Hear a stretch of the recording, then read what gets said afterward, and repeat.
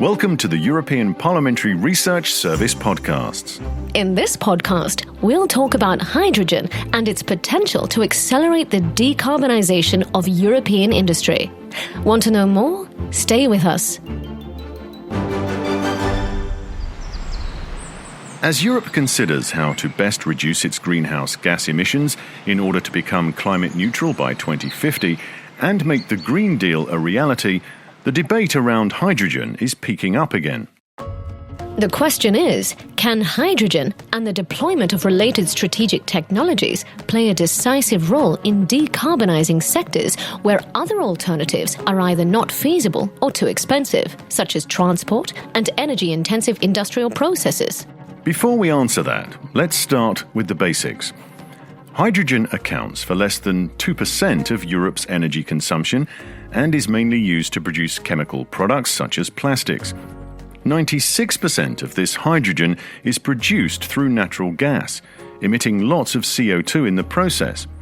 But as we look for solutions to decarbonize our industry, the share of hydrogen in the energy mix can increase significantly since it can also be produced from renewable energy.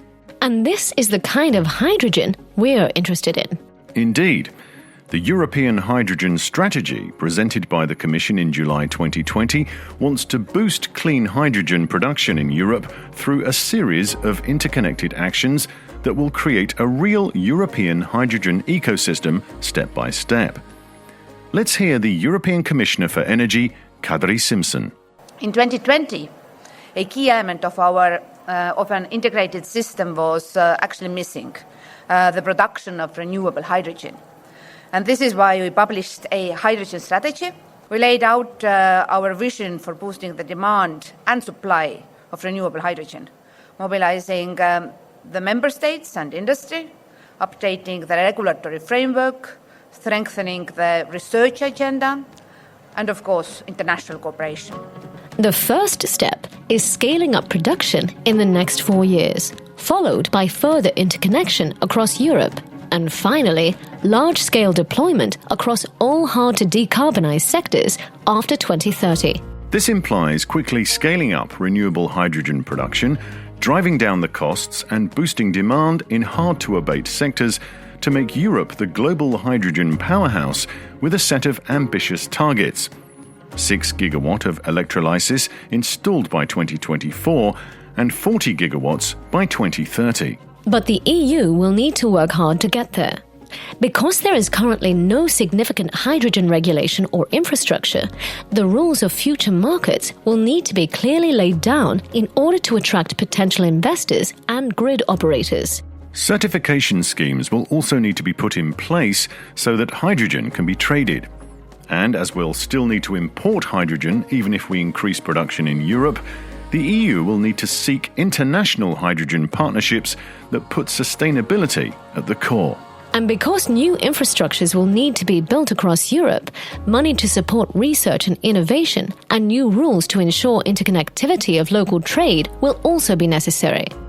Andrés García Higuera is an expert within the European Parliamentary Research Service.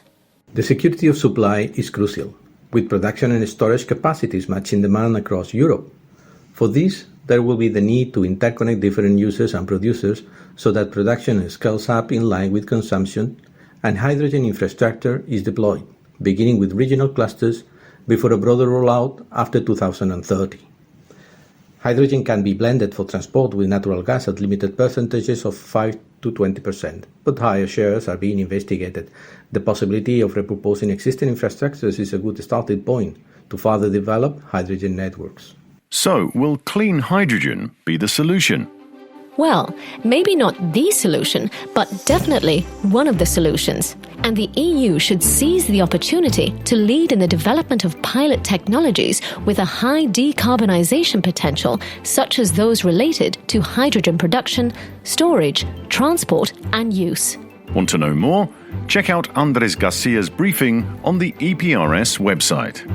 This is a European Parliamentary Research Service podcast. Thanks for listening.